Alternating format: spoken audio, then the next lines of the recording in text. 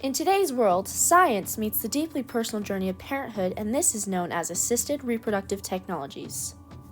Within this realm is the ethical dilemma regarding the creation and selection of embryos, gamete donation, and the selfless act of surrogacy combine the questions of autonomy, commercialization, and the lasting impact on individuals and families.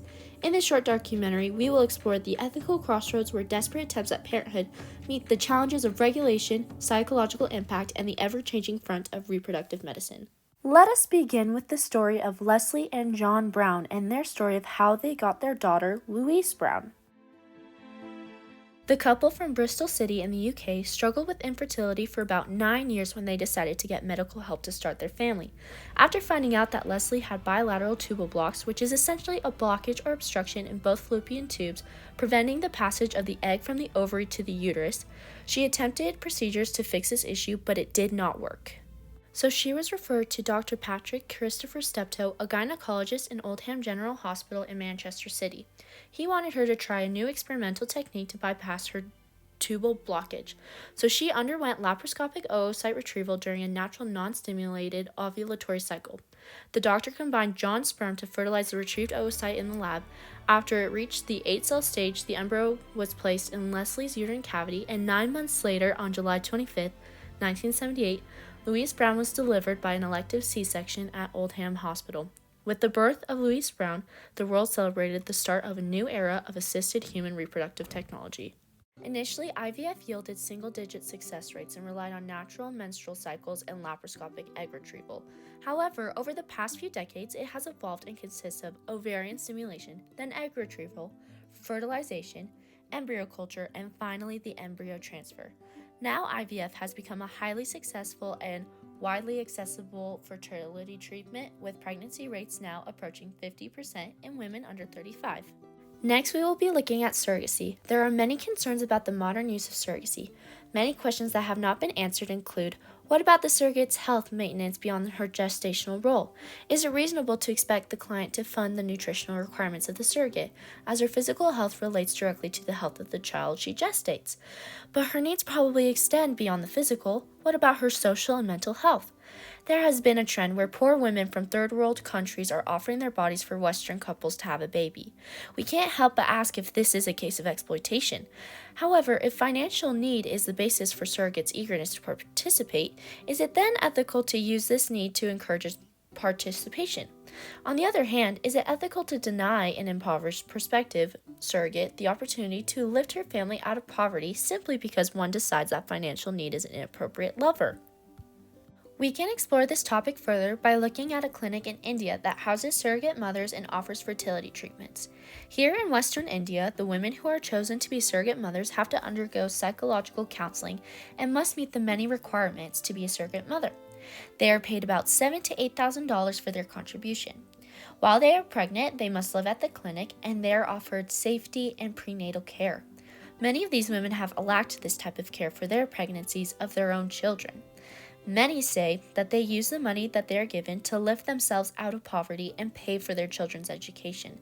However, there have been a few who grow attached to the babies and have a harder time letting go. One Western couple in particular explained their reasoning for choosing India for surrogacy was the price decrease, but also to ensure that the surrogate did not want their child but only their money. Another part of this clinic raises ethical concerns. Here, due to the travel difference, the surrogate mothers will be implanted with, on occasion, 5 embryos, while in the United States, the maximum is only 2. If multiple embryos develop into viable pregnancies, the doctor's policy is to reduce them by selection abortion. This can cause a medical risk to the babies and the surrogate as well. This is an issue for justice and autonomy in medicine. It involves considerations of access to surrogacy services, fair compensation for surrogates, and the rights and responsibilities of all parties involved. Justice requires ensuring that surrogacy arrangements are ethically conducted and do not exploit vulnerable individuals, while also promoting the well-being of both surrogates and intended parents.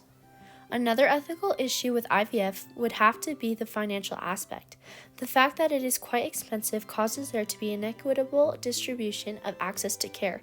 This very apparent economic barrier to IVF that exists in many countries results in the preferential availability of these technologies to couples in a position of financial strength.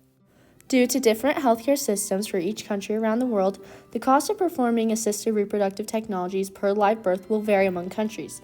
We see that in the United States, the average cost per IVF cycle is about $9,266.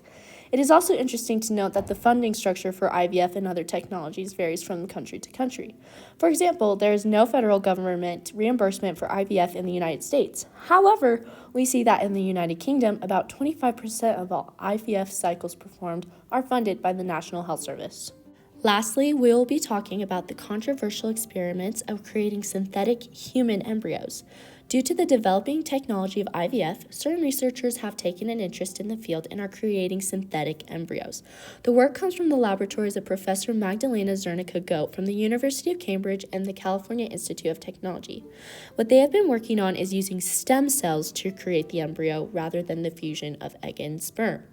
No one is suggesting growing the embryos into human babies. However, there have been reports of scientists in China creating synthetic monkey embryos and implanting them into monkeys.